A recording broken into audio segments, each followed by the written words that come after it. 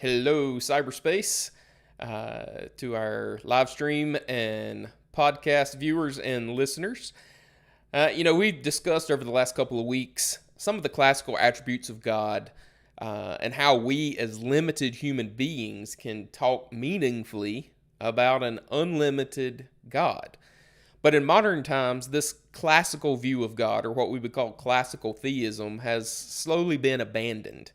So why is God fading away, so to speak, in this sense, and what implications are at stake with the abandonment of classical theism?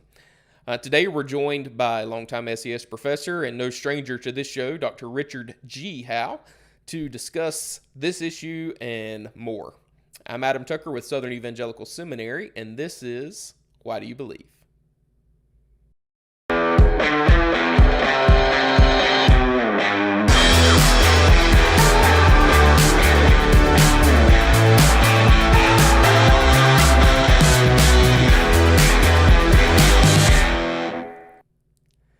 Welcome back to another episode. I appreciate everyone joining us today, and Dr. Howe already has me laughing off camera, so it's always fun to have him on the show.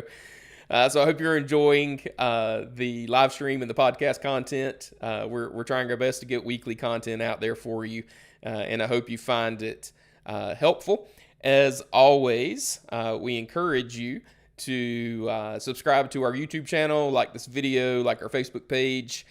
Share this information, click on the bell so you know when we're going live, if YouTube even still has a bell to click on. But would appreciate you doing those things. And be sure to check out the last couple of weeks of episodes with Dr. Doug Potter as we dove into this topic of the doctrine of God, the divine attributes, how we talk about God. As always, again, you can find the archive videos on our Facebook page, our YouTube channel. You can find our podcast on the SES mobile app, which you can download from ses.edu.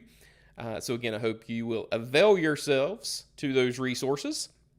If you have been following us, you know that we like to start off the show each week with a fallacy of the week, a fallacy being a bad way of thinking or a bad way of arguing. So today's fallacy of the week is the slippery slope fallacy. The slippery slope fallacy. So this is essentially assuming that if someone does or accepts one thing, then they'll automatically do or accept something more extreme, maybe something worse, whatever the case may be. So we see this kind of in our arena with the idea, just to give you a couple of examples. Someone may say something like, if you accept that philosophy plays any role at all in theology, then you're just going to abandon the authority of the Bible altogether, and you're going to put pagan philosophers as your authority, which doesn't follow at all. It's a complete misunderstanding of what's going on. We may get into a little bit of that today. Another one that I remember hearing quite a bit growing up, if you listen to anything other than those classical hymns from church, then you're just going to abandon historic Christianity altogether and be a heathen. Hopefully that doesn't happen quite as much now, but I remember battling with those ideas quite a bit as a young man. Now, the interesting thing about the slippery slope fallacy is that it's not always a fallacy. There are legitimate slippery slopes that we have to be on the lookout for, and we are experiencing those in this culture. So someone, I think, could make a legitimate case that when we establish no-fault divorce, then we just started ourselves down this slope of redefining marriage altogether or abandoning marriage altogether, and we're seeing that continue to play out now with homosexual unions. Now we're talking about thruples and marrying inanimate objects and all of these sorts of things. So when you start tinkering with the natural order of things on one end, it does have repercussions on the other end. So those are legitimate things to be on the lookout for. And that is today's fallacy of the week. Alrighty, well, Dr. Howe is no stranger to this show, so we're not going to play our typical little game today, but let's bring in Dr. Howe to the shot. And we've been playing around with the color, but hopefully we're okay with what we have right now. Dr. Richard Howe, thank you for joining us today, sir. Absolutely. Thank you so much. I'm so glad that you started out with that fallacy, because I've often contended that once you give in to one slippery slope fallacy, then pretty soon you'll be given into them all. So touche. Yeah, exactly. So for those of you who are not familiar with Dr. Howe, by the way, Dr. Howe, do I sound okay on your end? Is my mic too hot? No, it sounds great to me. Okay. Yeah. Very good. Just want to make sure before we get too far in the show. So if you're not familiar with Dr. Howe, he is a longtime SES professor. He actually used to lead the PhD program at SES a number of years ago, and has been professor emeritus for the last several years. And he is someone I am honored to consider a friend and a mentor. And so instead of playing our typical on the contrary kind of game that we like to play, a number of years ago, you and Dr. Geisler, Norman Geisler, our co-founder here at SES, wrote a book together called, what was it? The Religion of the Force? The Religion of the Force, right. Yes. So in that, obviously, you are talking about the Eastern religion origins of the Force from Star Wars and those kind of things. Exactly. But you're still a huge Star Wars fan, as am I. Oh, so yes, I am interested. I even like Jar Jar Binks. That's how bad man. That is commitment. That's commitment. How bad. Exactly. So I'm interested in what your favorite Star Wars movie is and why. I think it's going to be the Return of the Jedi. Yes. And, I hate to betray my age here, but I saw A New Hope. I was in college when A New Hope came out in the late 70s. But I saw most of these movies initially in the theaters, probably like most people did, except for the very, very last one of the Disney version. I think first time I saw it was actually on a pay-per-view or whatever. But at any rate, the Return of the Jedi was so exhilarating that I think what hooked me on that one was the little speeder things going through the speeder bikes. Oh yeah. Oh man, in the theater at that time, and with the THX Dolby sound and everything, it was just exhilarating. I mean, you felt like you were actually on Space Mountain or something at Disney World. So yeah, it's hooked me, and of course it resolves that trilogy. Yeah, and everybody ends up happy on the forest moon of Endor, and they're dancing around and that kind of stuff. So it ended on a high note. But yeah, right.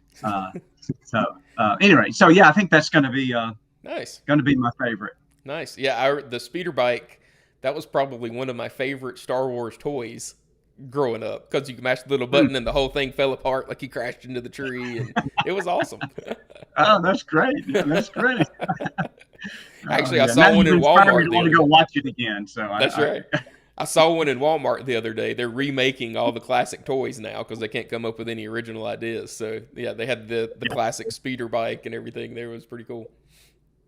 That's very cool. As long as you can tell them from the originals, otherwise the price of the originals, the value of them in the market is going to really precipitously drop if people can't distinguish them.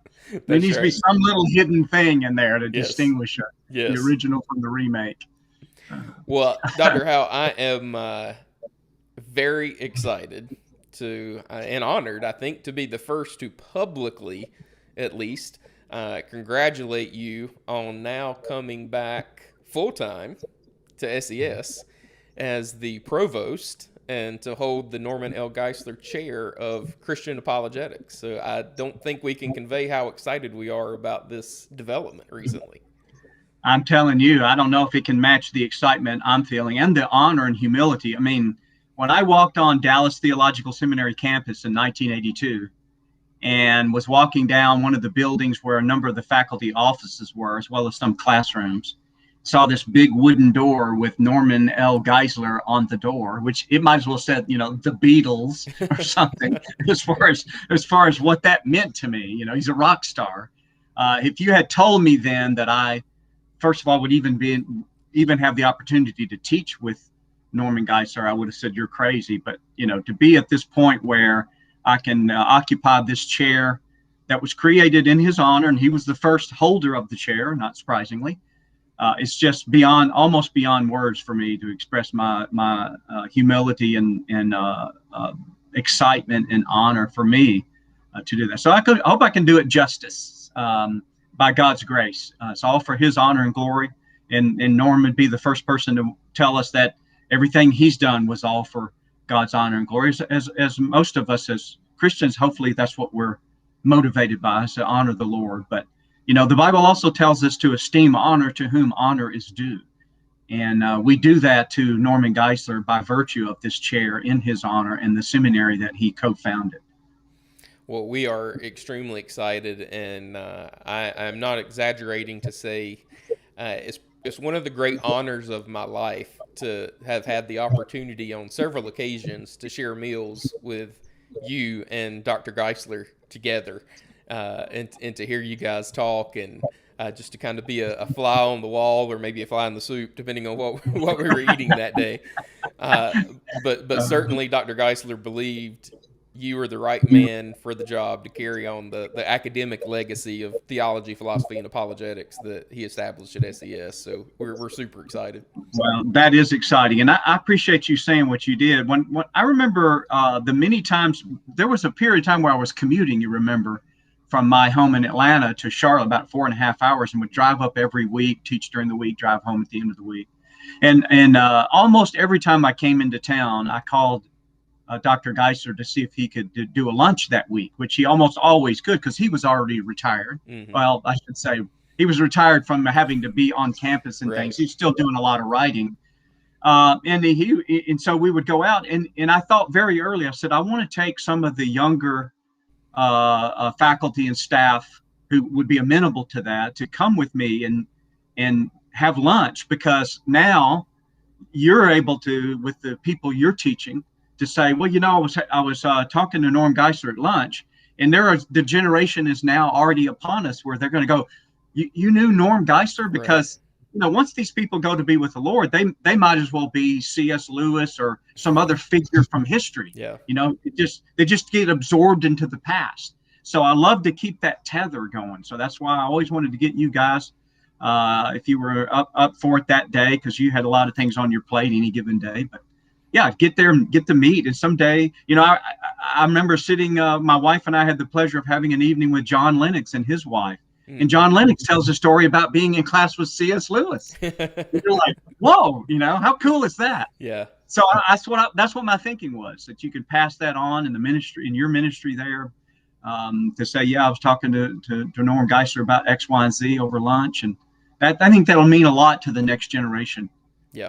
Of people that didn't get to meet him in person before he went to be with the Lord. Mm-hmm. Well, it certainly means a lot to me, and I am very grateful for those invitations. So now I look forward to getting to work with you on a more daily basis. So that'll be fun. Yeah, absolutely. Absolutely. Well, let me switch shots here, and let's jump in to the topic at hand. Over the last couple of weeks, as I've already said in the intro to today's show, we've talked to Dr. Doug Potter, another professor at SES, about some of the key attributes of God, how they follow specifically from God's simplicity, which follows from his being pure actuality, being itself, and how we as limited human beings can talk in some way, in this analogous way, about an unlimited God. So we've basically laid out the framework of what we would call classical theism. So what does classical theism mean, and in what sense is it classical? What is that referring to? So, I do a presentation titled God Fading Away, and I think you might have even used that expression in your teeing up today's talk. And of course, classical theism is just the name we give to this theological view about God, primarily with respect to his attributes. We talk about the attributes of God. So the way I do it in my presentation is just define attribute and then classical, and then put those two definitions together. Well, of course, an attribute is a characteristic of God's nature or his actions that can be known from creation and from his word. So we've got general revelation, special revelation. And our argument is that there are truths about God that we can get from both of those sources. Sometimes both sources speak of the same attribute. Sometimes the special revelation reveals things about God that creation doesn't reveal, like the Trinity, for example. So that's what an attribute is. And then the qualification classical is, here's how I define it. It has to do with being understood along the contours and categories of Western thinking arising from the ancient Greeks, the Christian church fathers, and then subsequently the medieval scholastics. So when you put those together, just trying to understand these nature and actions of God along these categories that have been formulated by some of the Greek thinkers, Greek philosophers, and then built on by the church fathers and augmented by the scholastics, primarily Thomas Aquinas. That's what we mean by classical theism. So to the degree that some other Christian might not be particularly sympathetic to one or more of these categories that we traffic in from the ancient Greek philosophy, then to that degree, they're going to either abandon or perhaps qualify significantly what a given attribute is. And I think that's what leads to this specter that we've raised about God fading away. And it is you talked about the fallacy of slippery slope. And very often, the only thing that's fallacious about the slippery slope in some situations is merely the fact that someone asserts what's going to follow if you do this. They assert that without any evidence, right? But once you start giving evidence that there might actually be some kind of progression, well, of course, it's not a fallacy anymore. Right. You gave a great example about marriage. Once the definition of marriage begins to get blunted and compromised, if someone had said then, well, if you do that, someday people are going to marry the sidewalk in front of their house, then it's likely most of us probably said, well, you don't know that that's true. That might be a slippery slope, but it's been demonstrated to be true. It's actually happened, right? So it's not a fallacy anymore. So hopefully, as we get into this, we'll see, these attributes are fading away. It's not just an assertion we're making without the evidence to show, in fact, this is exactly what's happening in evangelicalism. Now, I imagine let me rephrase that. I'm getting older, so I have to think about how I phrase things now, because what I like to think my generation is no longer, 18 to 25 or whatever. Thank you for the product placement. Did you like that? How subtle that was? I did, yes. Exactly square in the frame, and it was perfect. Hey, you're not talking to a chimp here. That's right. That's right. You don't give this job to just any yahoo. So maybe I should say, for those 40 and over, if you grew up in the church, especially in any relation to the Bible Belt, for example, the omnis, what we would call the classical attributes of God, it's just kind of a given, right? It's just part and parcel with what you mean by God, and when you're talking about Christianity in any sense. So isn't it the case? Well, let me preface it by saying we say that SES is unique in this regard of holding to classical theism and its adoption of classical theism, defending classical theism. But for a lot of us, we may think classical theism is just the norm. What makes it so unique about what SES is doing in that regard? Well,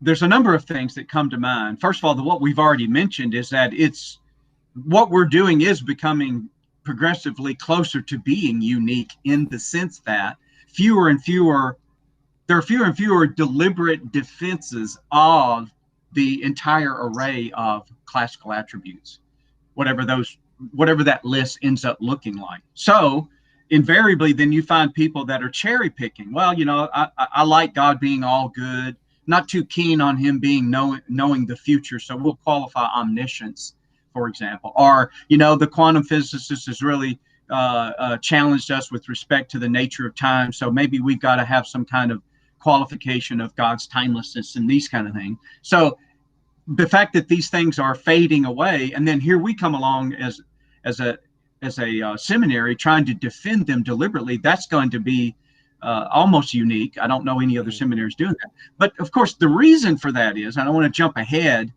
but what motivated me to do the presentation when I first put it together years ago for one of our conferences, it was a plenary session. It was an idea I had, and my focus was primarily on how God was fading away among evangelicals, within evangelicalism, which is to say, I'm not particularly exercised over the crazy things that liberal Christianity comes up with. It doesn't surprise us. We didn't expect liberal Christians to necessarily stay the course in sound theology, right? So it's not that it doesn't bother me that liberals do what they do. I'm just saying it doesn't surprise me. So to jump up on a table and say, do you realize that liberal Christians don't necessarily believe X, Y, and Z about God? People just kind of yawn and go, well, yeah, I mean, that's why we call them liberal Christians, perhaps. But it should be very startling. And I try to shock people with my proposal for doing this presentation ever to say, do you realize evangelicals are beginning to abandon these classical attributes, and they're considering the fact that God maybe doesn't know the future, or that God, it even gets as bad as some voices were entertaining the notion of God as a material, corporeal being and such. And so far, that hasn't failed to shock the people I intended to shock, to get them to go, well, that's happening. I said, yeah, it's right at our doorstep. Something is eroding whatever it was that sort of gave rise to these attributes in people's thinking, whatever that was, that apparently is not there anymore, or at least not to the extent it has been historically. And now evangelicals are becoming progressively more comfortable with what I think you and I would consider a seriously compromised and erroneous view of the nature and attributes of God. Mm-hmm. So let's go back in the past for a few minutes. Your presentation has just a plethora of amazing quotations that span the centuries, essentially, referencing these classical attributes of God or classical theism. Give us just a taste of some of the things that, let's say, your average churchgoer may have never heard of, simplicity or whatever the case may be. Just some historical examples of, this just was the normal thinking and talk about God for centuries. Yeah, so I think it's very exciting. And what I do in the presentation is do just as you said. I start with some of the earliest church fathers that actually talk about this to some extent, and just follow it all the way up until after the Second World War in the 20th century of theologians. In fact, if you count Geisler's systematic theology as now 21st century, in their picture of the attributes of God, and I just give a layout. And what I do is divide them into theologians that talk about this, and then various statements of faith, whether that be some of the church creeds or some of the confessions. There's just countless confessions, especially after the Protestant Reformation, that are erupted out. So let me just give you a few examples. When you talk about somebody like Augustine, who is probably the premier of the church fathers, and just to give you a list, I mean, maybe some of these terms will mean something to everybody, but maybe some of them might be unusual. But for example, and I'm reading from a list here that I found in Augustine. Augustine affirmed God's aseity, that he was absolute, that he was supreme being itself, uncreated, immutable, simple, omnipresent, omnipotent, eternal, timeless, and transcendent. And interestingly, as you go through, some of these lists get more and more detailed, more and more attributes, not because we're discovering new attributes, but that we're discovering that the infinite pleroma of God's being, there are more things that we're noticing about it to be able to pick out. Aquinas gives that God is simple, perfect, good, infinite, omnipresent, immutable, eternal, one, true, living, just, merciful, loving, and providential. And I've got people like John Calvin, James Arminius, Stephen Charnock, the Puritan, Francis Turretin, who's probably the single most influential theologian on American Presbyterianism, John Gill, Charles Hodge, William Shedd, Robert Louis Dabney, Alexander Hodge, James Pettigrew Boyce, Benjamin Breckinridge Warfield. Goes all the way up even as late as people like Theism and Geisler. And of course, not surprisingly, Geisler's list almost doesn't fit on a PowerPoint slide that he goes through. So now my argument isn't, Adam, that, well, look at all these luminaries from church history and what they believed about God. So therefore, that must be true about God. That's, sure, of course, not the argument. But it should commend it to people's consideration to say, if you're going to just begin to abandon some of these attributes, do that with full awareness of the heritage you're departing from, and be prepared to know why you think you should do that. Otherwise, tread carefully that we are abandoning these attributes. And it's already perhaps getting to the point that even attributes like the Trinity now are being compromised. I mean, that's not something I'm prepared to try to document here, because I'm dealing with these classical attributes that are knowable by reason. But that's how serious it can get. As the foundations begin to erode, all of a sudden, it's just no telling where it's going to end up on this trend, this slippery slope, if you will. Right. Before we jump into those specifics, one thing that stood out for me in your presentation when I first heard it at the conference several years ago, I think it was Charnock. Tell our audience just a little bit about who he is and just how he was teaching his congregation. Yeah, it's very interesting, and I try never to fail giving this little tidbit about a Charnock, for example. Well, first of all, the thing I like is the long academic ecclesiastical wigs they used to wear. That wasn't what you were asking me. But I've often threatened to show up in class with just long curly locks, like Isaac Newton had in science. But these theologians did the same thing, and I always thought that was hilarious. I'm not sure why we got away from that. And believe it or not, and I know you won't find this surprising, I actually got on the internet to see, can you still buy wigs like that? Well, indeed you can, but unless you're willing to settle for a cheesy Halloween costume, they're very expensive. Well, it's funny, but it's not that funny. I'm not going to be able to spend that kind of money. But the thing that one ought to notice about someone like a Stephen Charnock today, now he lived in the 1600s. Today, and let me add one more thing. He's also, his most famous work is titled Discourses Upon the Existence and Attributes of God. It's a 2-volume set that you would find in reprint today. But the only place you will really find that book in use, I think, by and large, is probably a graduate level up in a seminary or a university on theology proper. In other words, it's not your bestseller that you're going to go down to your local Christian bookstore and find it on the rack there on the bestseller list.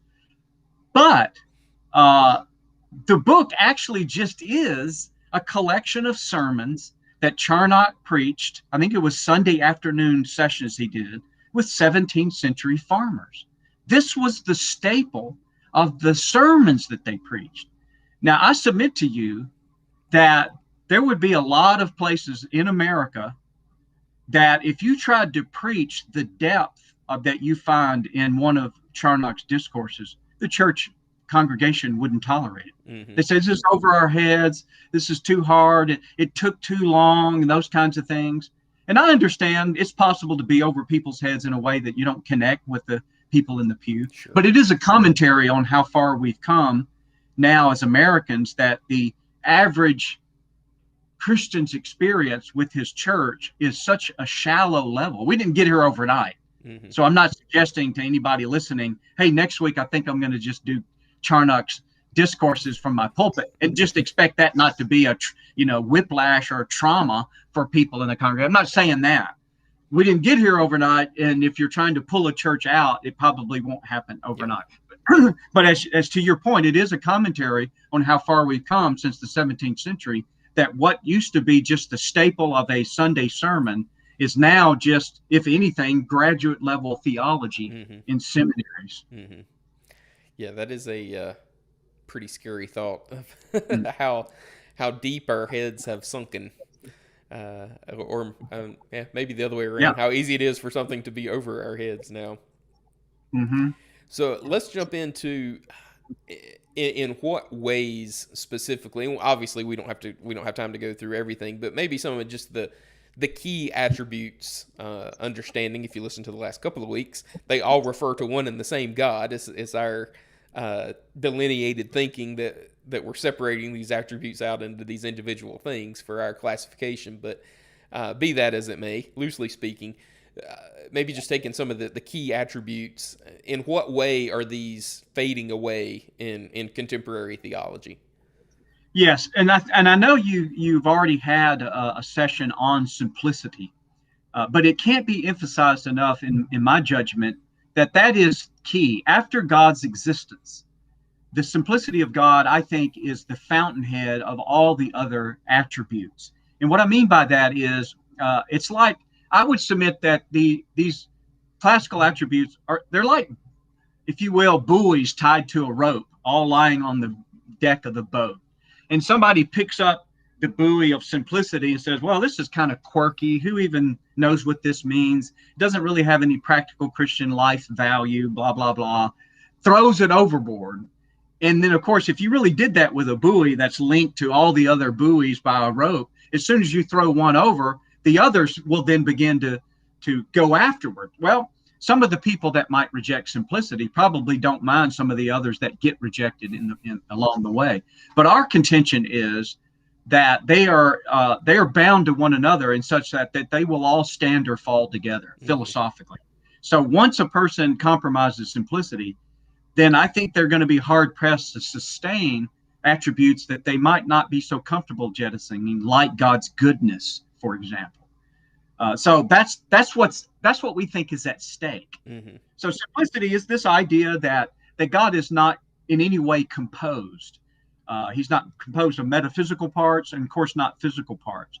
And the value of simplicity, of course, is that anything that is composed would need some kind of cause to make those things to be composed that make this thing, as opposed to other things, other parts being composed to make this thing, right? It's the cause that makes a certain thing to be composed. So if God is composed, then he would just need some kind of creator himself, which means he wouldn't be God. And then that God would either be simple or not. And if he's not, then you'd go back and eventually you would never be able to do anything. So simplicity is key. As difficult as it is for people to wrap their minds around, perhaps, as long as a person can understand, we just mean God's not made of parts. That's all we mean by that.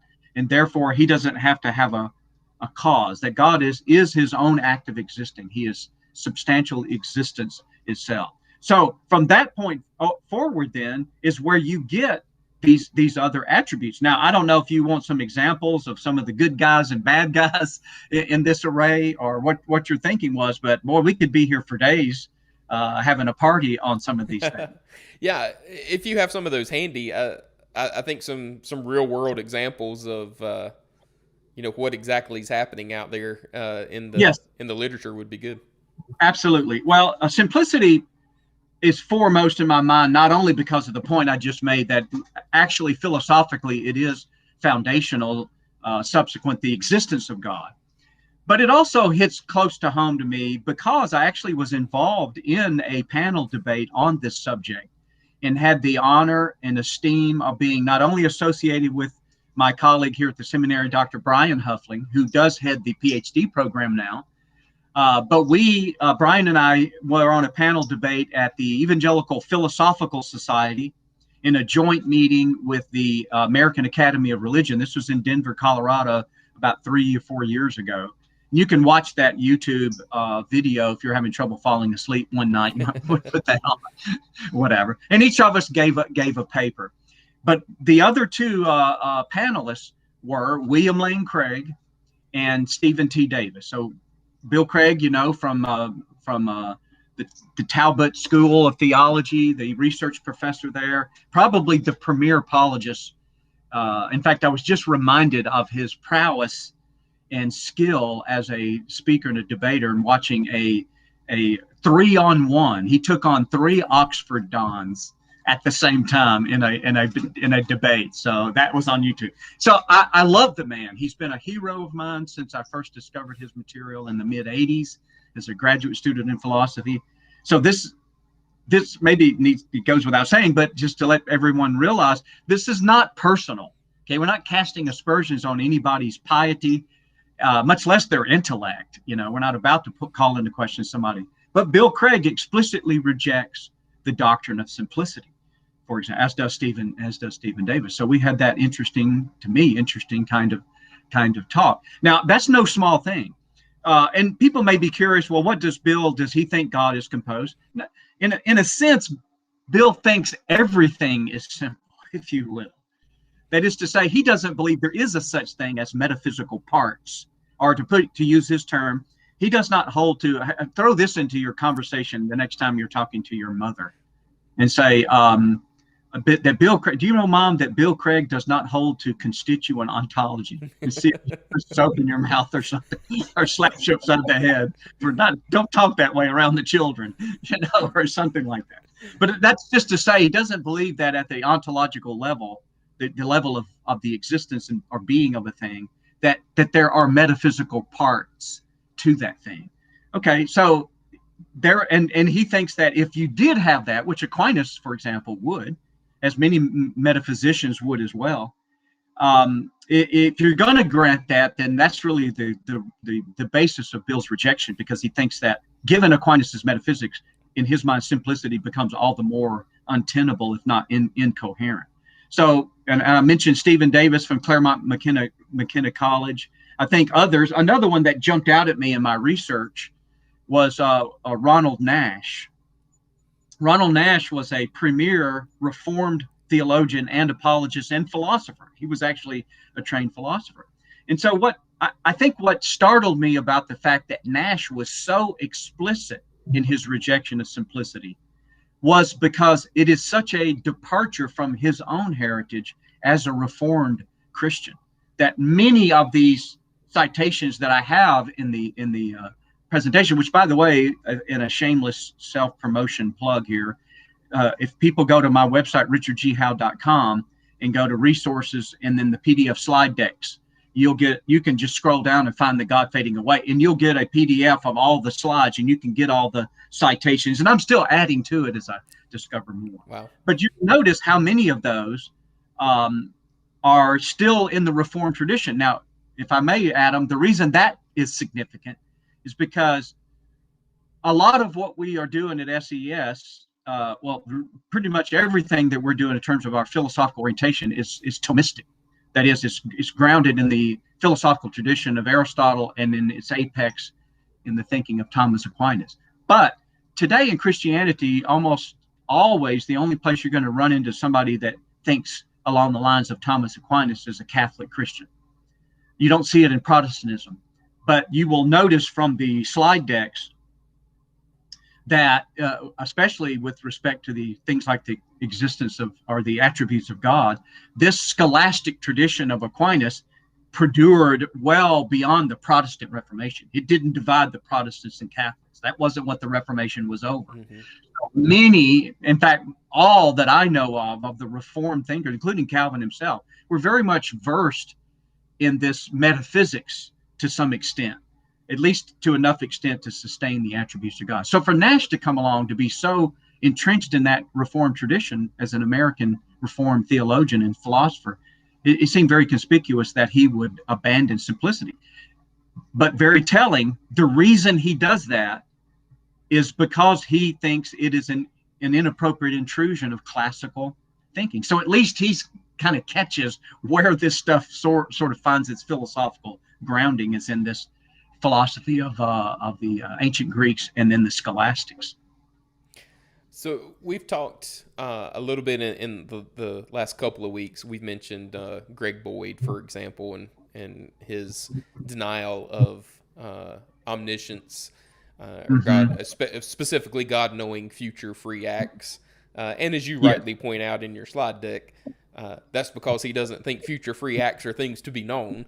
So that's there's right. a complete just difference of opinion about what those things actually entail and God's relation to those things. Right. And you mentioned a lot about use the Dake Annotated Reference Bible as an example quite a bit, Yes. saying God has some type of spirit body and things that limit God in various respects. Uh, and so I imagine there are different reasons why these thinkers, as you say, we're not questioning the fact that these are brilliant people by and large. Right. So I'm sure there are different reasons why they are rejecting these classical attributes. But is there? Can you point to an underlying reason why this fading away kind of started down the path that it did? Let me see if I'm getting close to what maybe you have in mind. If not, come back and get me back on the right path. But I think that there has become an increasing um, inability is too strong a word, but lessening of skill in hermeneutics, in biblical hermeneutics. Let's just table for a second the philosophical side of it. So I use in the presentation, I use Dake as an example of a problem at one end of the spectrum, and then Greg Boyd as an example of the same problem at the other end of the spectrum. And the reason why I have it across a spectrum, and this, by the way, was something that Simon Brace, our beloved former director of missions, now the Ratio Christi director in South Africa, alerted me to, say, hey, you really need to include Gregory Boyd. And what his thinking was this. I used to give Dake as an example. What Dake would do in his annotated reference Bible is say, well, look, the Bible says that God has hair, or God has teeth, or God has arms. The eyes of the Lord roam to and fro on the earth. And so Dake said, that's what the Bible says. So God must have all of these bodily parts. Now, he doesn't believe they're physical parts. He thinks they're spirit parts. So whatever spirit eyes are, I'll leave that to Dake to try to unpack. But nevertheless, he wants to take these bodily descriptions literally because he says that's just what the Bible says. And I think the people get it and go, yeah, that's kind of quirky. We know that doesn't mean he literally has eyes, whatever. But the problem with my illustration left at that Simon helped me realize was it's so extreme that very few evangelicals are going to see the dangers because that's so quirky that you don't even find Dake in the broader extensive Christian community except in the Word of Faith heresies, pretty much.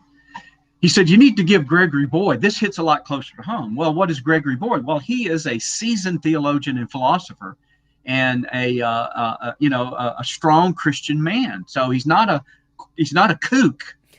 But for some of the same reasons, in fact, as I think about it, probably the exact same reason, is he has a hermeneutical problem.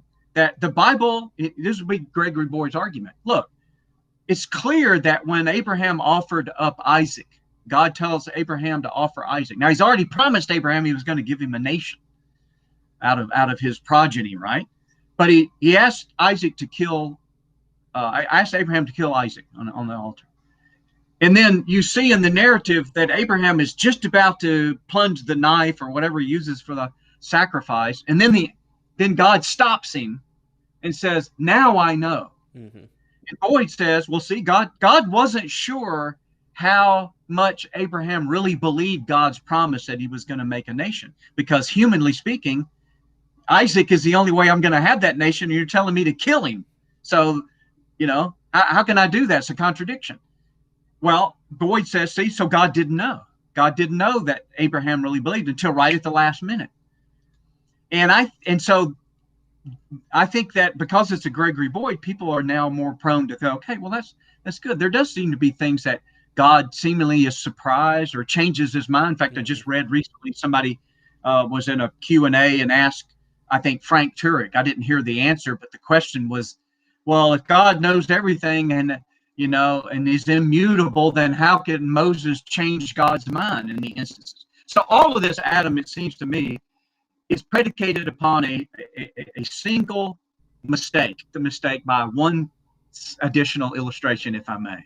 Sure. Isaiah 55 says the trees shall clap their hands. Isaiah is talking about this eschatological era of celebration in the eschaton when God's kingdom triumphs. And in the celebration, the trees will clap their hands. Now, the reader should go, well, trees don't have hands. Obviously, that's a figure of speech, right? But I would submit to you, the only reason we can know that's a figure of speech is because, in fact, some people may not know, a child may not know if they don't know enough. The only way we can ever know that that's a figure of speech is there must be some way that we can know enough about the nature of a tree such that when someone attributes hands to a tree, they're speaking poetically.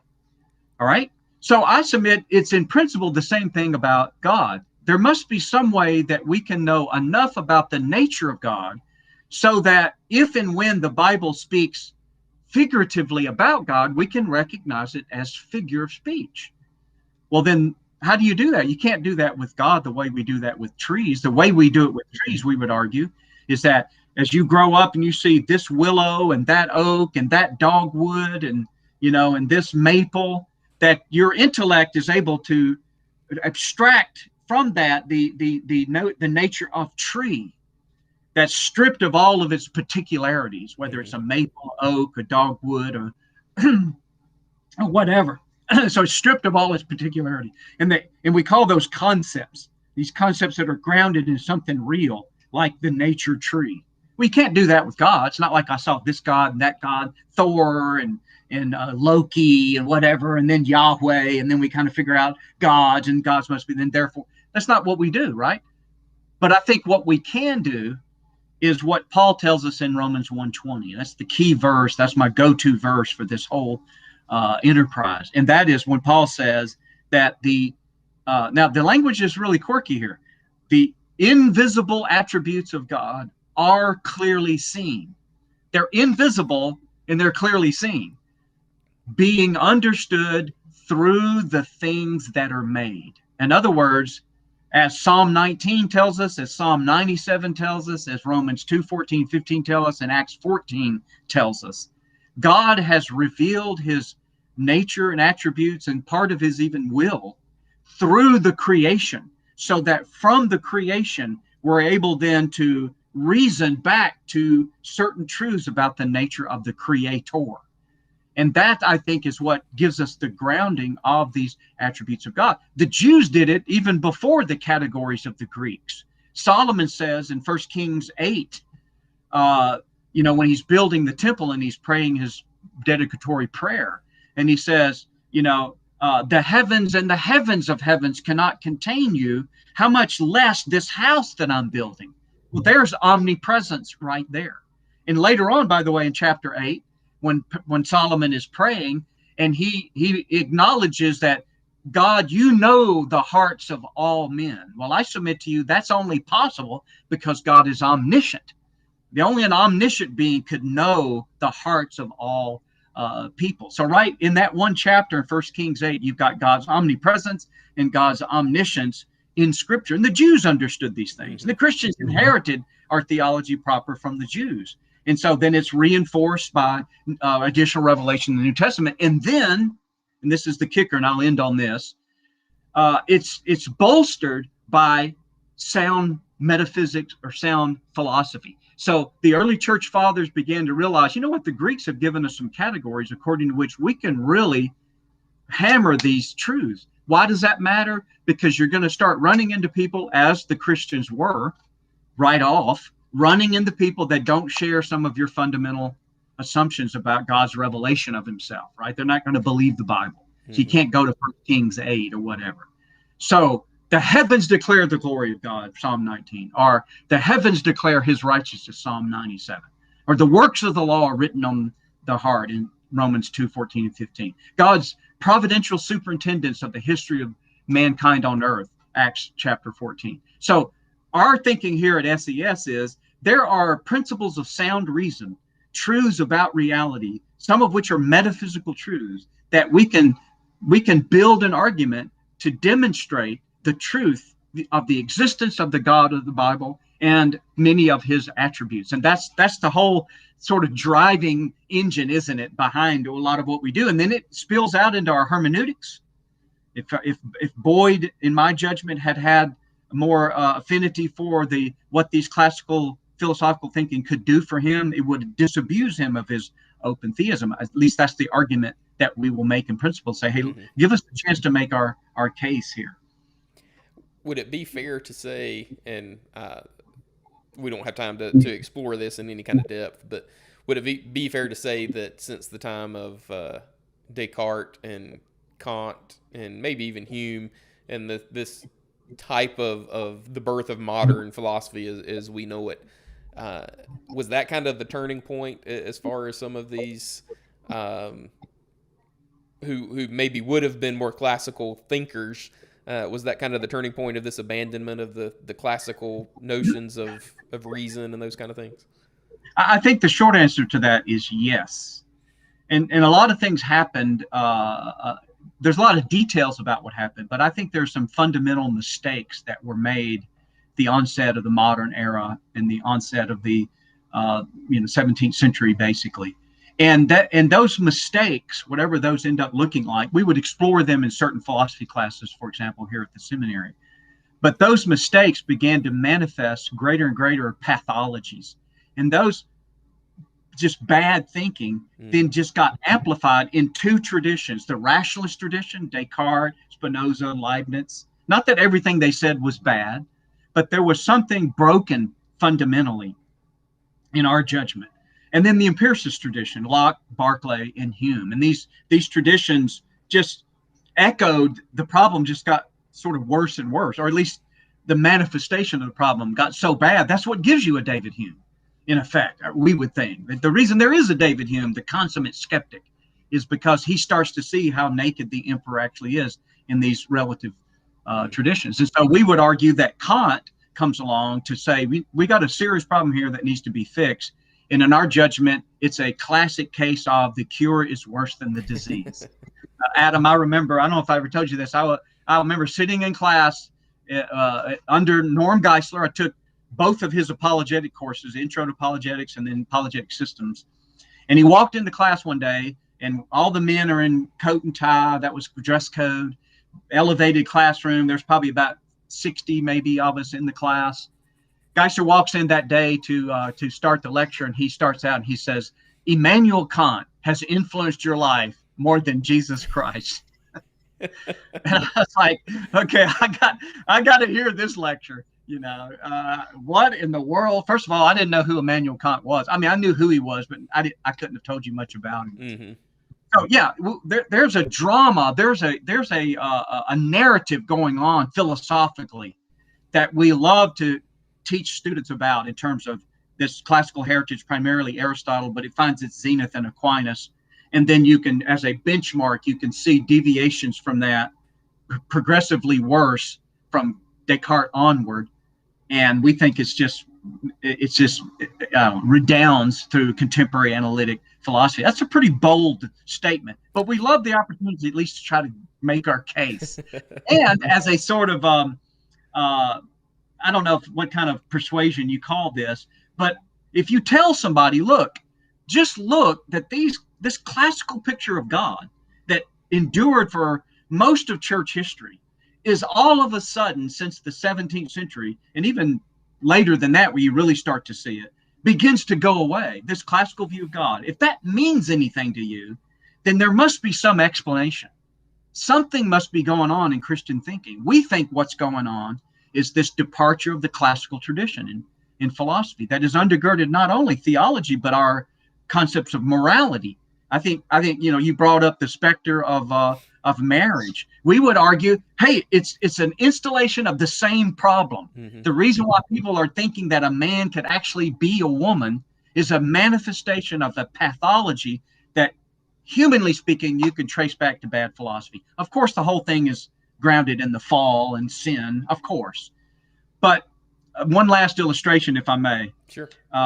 If you were the foreman of a factory, let's say, and one of your workers fell off a scaffolding and injured themselves, okay? Now, there's going to be a report in OSHA the government agency that looks to see that factories are keeping the law with respect to protecting the workers, right? OSHA's going to come in and do an investigation of why did that man fall off the scaffolding?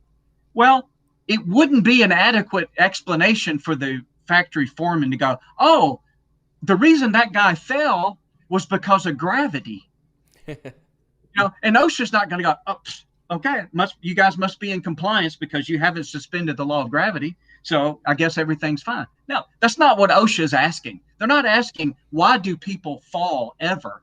They're asking, why did this specific guy fall in this specific situation? Well, there the explanation, while the explanation includes gravity, that's not what you're looking for. You're looking, did he not have his safety belt on? Was the platform he was on loose? It's those kind of things. Mm-hmm. So sure, these toxic ways of thinking that we stand against at the seminary, ultimately you can say, well, everything that's wrong with the world is because of the fall of Adam and Eve. Okay, yeah, but specifically what was loose? What was the philosophical safety belt that wasn't connected? Or what philosophical platform was loose that these theologians and philosophers were standing on that slipped and fell into some of these denial of the classical attribute?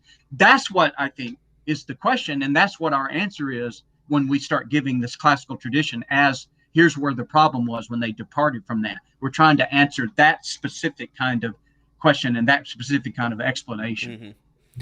Yeah, we've said it a lot of times on this show. We say it all the time at the seminary and in our literature. I've said it in classes I've taught at church.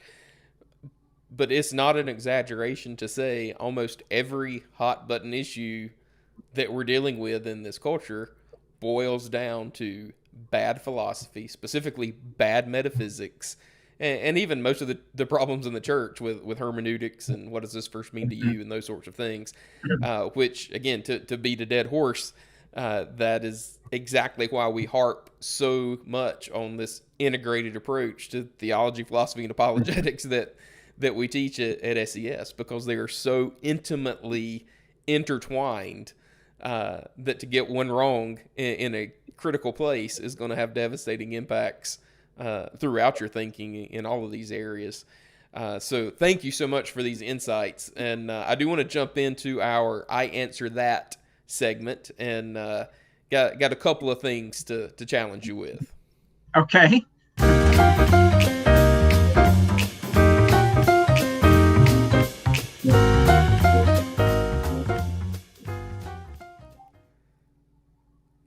Nice product placement again. I love it. So, interestingly enough, and ironically enough, yes. All right, moving on to the next. I thought we started already. Literally 15 minutes before we went on the air here, I happened to see Dr. William Lane Craig's answer of the day or whatever that he does on his website and on Facebook and everything. And this was from, I think, just a couple of days ago. Actually, it was one of our alumni that posted it. So I want to read this is about simplicity.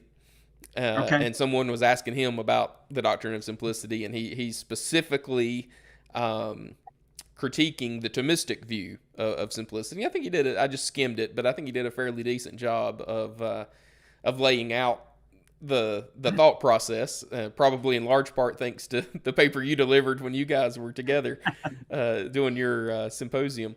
But there was one paragraph that really struck me, because this, for any Bible-loving, Jesus-loving Christian, this would be very scary. I can see why this would be tremendously impactful. So he says, such a doctrine is so unbiblical, not merely in the sense that it is not taught in the Bible, but in the sense that it is contrary to the teaching of the Bible, which instructs us that God is loving, personal, holy, almighty, eternal, and so on and so on, that one wonders how any biblical Christian could be attracted to so pernicious a doctrine. Thomas's God is more like the ineffable absolute of Hinduism, which is also without distinctions, than the God of the Bible, who reveals himself to us as this and not that. How would you respond to something like that? So, I kind of shook my head in a little bit of disbelief. I don't know when he wrote this, if this is his most recent thinking, It's but fairly I recent. regret the fact that I regret the fact that it sounds like he's still operating in this mistaken notion. Now, this may or may not mean much to the listeners, depends on their background in philosophy, that Bill seems to still be thinking that Aquinas thinks that God's existence is like a genus species distinction. I talk about this in my paper, which is also on my website. They can get the paper, where I try to explain that if there's something wrong with the doctrine of simplicity, this isn't it, because this is not what the doctrine of simplicity is trying to affirm. So it's startling to me that he would think that it's such a pernicious doctrine, given that it's something that all of the most of the greatest of the church luminaries from Augustine onward held to simplicity.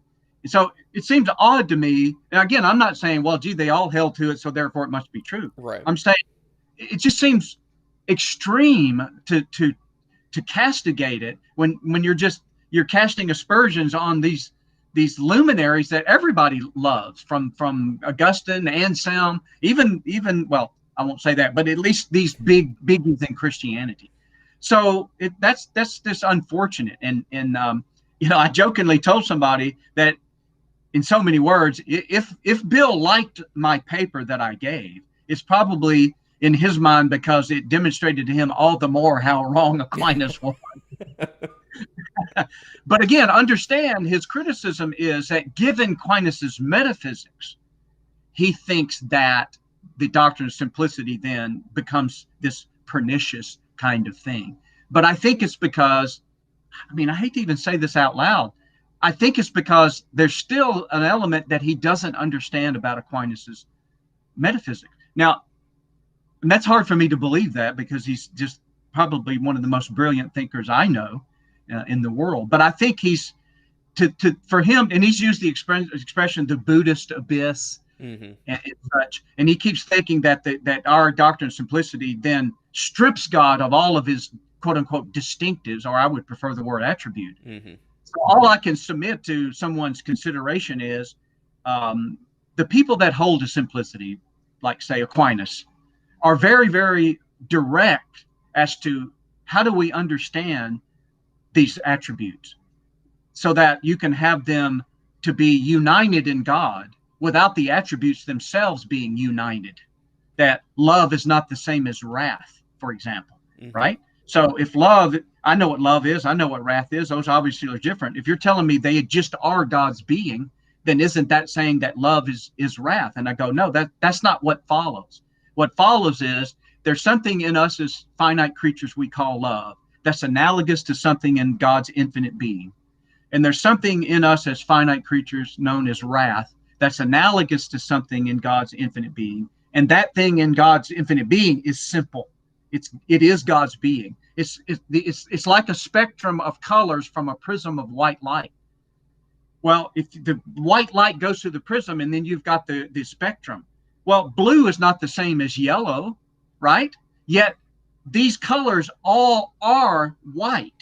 They just are the color white. Now, that illustration can break down, but I think it begins to go, well, if you're telling me all of these colors just are white, then that just means blue is not any different from yellow. Go, no, it doesn't mean that at all. It means that the prism is able to splay out the individual colors that are just united in the white. So by analogy, creation splays out all of these perfections of God at a finite level that just are God's infinite, unlimited, perfect being itself. There's more detail there, but I think that's the kind of thinking that a person can begin to pursue to fill in and backfill the details. And I think it's perfectly explicable once all the data is out onto the table and the arguments and evidence is all displayed. Yeah. And granted, this is just, one paragraph out of this longer answer that he provided on this subject. Yeah. But I mean, my face is still stinging from the slap upside, from that. That was, pernicious.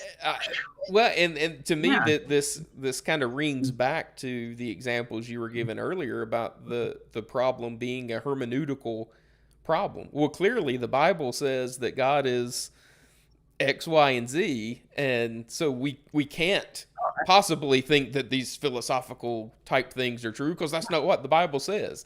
That's right. Obviously, again, he gives more You got detail than Baker that. Boyd right there, don't you? Yeah, it is. Yeah, essentially. And the ironic thing is we have now, what, 3 examples essentially of people using the same argument, coming to different conclusions, all appealing to the Bible. So without this good philosophy that you're talking about, there is no way whatsoever, unless we're going to appeal to some mystical Holy Spirit magic or something, that we can delineate between or adjudicate between these differing views and differing conclusions. Absolutely. And it comes back to that. I mean, it isn't, God's walking around in the garden in Genesis 3, or in Samuel, God talks about moving around in the wilderness. Whenever they moved the tabernacle, he moved with them. Do we believe God is located in space? The Bible describes God as located in space. Does that mean he is literally located? Well, the Bible describes trees clapping their hands. Does that mean trees literally? No. But the reason is because of the nature of a tree. Well, then we've got to be able to know enough about the nature of God to know when it is or isn't speaking metaphorically or analogically or whatever. And it's just I'm dismayed that he at least doesn't grant that as a possible way of getting these philosophical doctrines like a simplicity out of the Bible once a person understands the metaphysics. Yeah. And so I want to end with this, and I asked Dr. Potter this same type of question. So these ideas, and you and I have wrestled with these things in the past, but these ideas can seem so obtuse to the average churchgoer. This ivory tower kind of stuff. So what difference does it make for the average Christian in their daily Christian walk if these theologians and philosophers disagree on these issues? A friend of mine, one of my South African men that I meet with regularly, sent me a quote from Augustine out of City of God, Book 5, Chapter 10. And the translation he sent me, the English translation he sent me, said it this way: "He lives ill who does not think well about God." Another translation is saying, "A man cannot live right if he does not think right about God." So I think the principle there is, as A.W. Tozier, I think, was the one that might have also said something, what comes to your mind when someone talks about God, mentions God, is probably the most important thing that you think. What do you think about God is going to set the tone of almost everything else you deal with. So at least the arguments, one way or the other, are vital there. Now, we think, though, that, as Aristotle said, a simple mistake at the beginning becomes a colossal mistake down the road at the beginning of his, I think, Nicomachean Ethics. So we think that the abandonment of these classical categories, and when I say abandonment, this was, you didn't used to have to talk about this stuff. It was just sort of the assumption that undergirded Christian thinking well past the Reformation. It's only recently that it's begun to be revamped and rejected and stuff. And now we're having to contend for it. And we think that these basic mistakes in metaphysics are what's going to lead to people eventually believing God doesn't know the free choices. He didn't know Hitler was going to be bad, so otherwise he probably wouldn't have created him in this kind of stuff. Gregory Boyd gives an example of a youth pastor who was accosted by one of his young people, and she said, I prayed about whether this man was the right man for me, and we counseled you as my youth pastor, and I thought it was a good decision. I accepted his proposal in marriage, and within so many days or years or whatever of our marriage, now he's an abusive husband. Why would God let me make that mistake? And Boyd, in effect, said, well, even God can't know what someone's going to do with his free will. So, in other words, God didn't know that guy was going to be an abusive husband. He just did the best he could with what he was able to know. You go, boy, the import for that in terms of Christian hope and Christian living is almost immeasurable. We've just made God into another creature, in my judgment. That's all we've done. Yeah, which is essentially idolatry. Absolutely. It is idolatry. It's pernicious idolatry. I just want to use that word. Well, Dr. Well, Howe, as stab always, right back. You know? that's right. That's right. As always, it's been a blast and very informative. So, what classes do you have coming up on tap here? So I've got a world religions module coming up in just a matter of days, which is a blast to teach. So, in fact, as a class project, we'll actually start a new world religion. No, that'd be hilarious as an assignment. We should start a religion. Now, so we're doing that. I've got the introduction to apologetics coming later in the year in the fall semester. And some of these things cycle around my classical philosophy class, which is where we'll talk about some of these kind of issues. And it's for non-philosophers. So if you don't have a background in it, that's exactly what we expect. We're not expecting people that already know what even the categories are. Because most people don't come in with a background in it, and we understand that. And we get you from where you are to where you need to be before it's all over with. So yes, so I'm very excited about the especially being in my new position, and now can sort of just jump in with both feet and be a part of the team in this full-time kind of way. I'm just so excited about it. Yeah, absolutely. Well, as are we. And you can learn more about these classes at ses.edu.